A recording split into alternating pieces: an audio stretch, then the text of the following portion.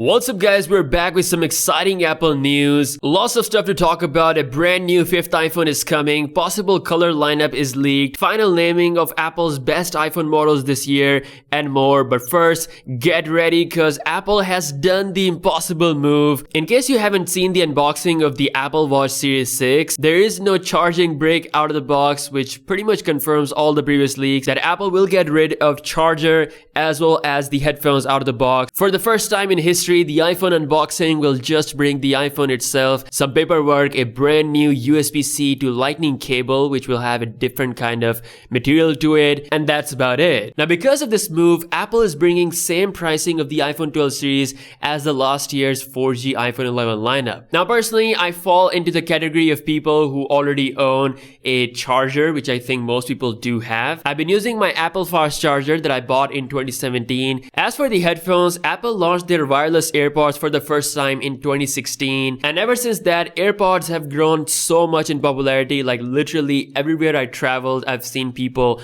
with AirPods in the gym, on the bus, on the train. People love them, which is why Apple is getting rid of the wired earphones. Also, getting rid of these accessories out of the box is like an environmental friendly move if you want to believe that. And lastly, this is where we're eventually moving. Apple might be preparing you for the iPhone 13 next year, which could very well be completely portless. Now, Apple successfully trolled everyone by not announcing the iPhone 12 at their recent event, but the most important iPhone 12 component was announced, the heart that runs the beast, Apple A14 chip. Yes, for the first time in 9 years, a flagship Apple processor made its debut on an iPad. The iPhone 12 A14 Bionic chip is very powerful, but according to A14 Benchmark, the difference between the A14 chip and the A13 from last year is actually not that big. Now, the A14 Benchmark on the iPhones are not really optimized, and that's the thing with the current iPhone as well. So we still have no exact idea how much faster A14 is compared to A13, but my guess is that the A14 chip is not drastically powerful than A13, like we could see 15%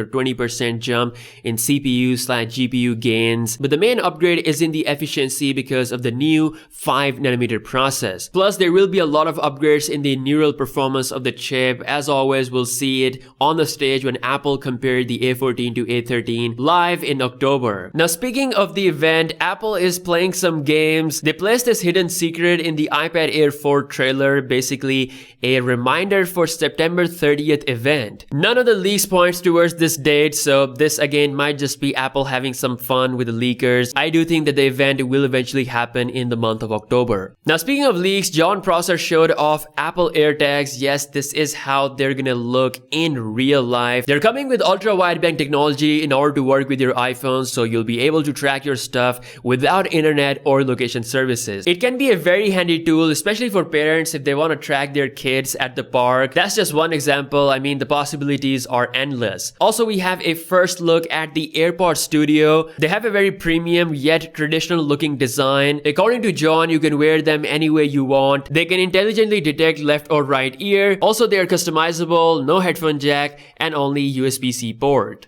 Airpod Studios along with new MacBook Pros are rumored to get announced in the month of November, whereas the iPhone 12 series is rumored to get announced alongside with AirPower and Airtags. According to a Twitter leakster, the iPhone 12 series will have a new feature called Powerdrop. This is basically a reverse wireless charging feature for AirPods only, very likely to happen this time around. Now, a brand new iPhone is being planned for next year, aka iPhone 12s. It's going to be like an iPhone SE Plus with a significantly smaller notch for the front camera, no Face ID, 5.5-inch LCD screen, Apple A14 chip, 4GB of RAM. Apple has done Touch ID with the iPad Air, which allowed them to shrink the design while not having the Face ID, so they could potentially do that on this budget iPhone in 2021. Again, a very early rumor. All we know that the 5th iPhone is coming that will join the iPhone 12 lineup, and it's gonna happen in 2021. Also, iOS 14 is officially out, and once once again, Apple tried. There's this screenshot floating on the web. Somehow someone got this option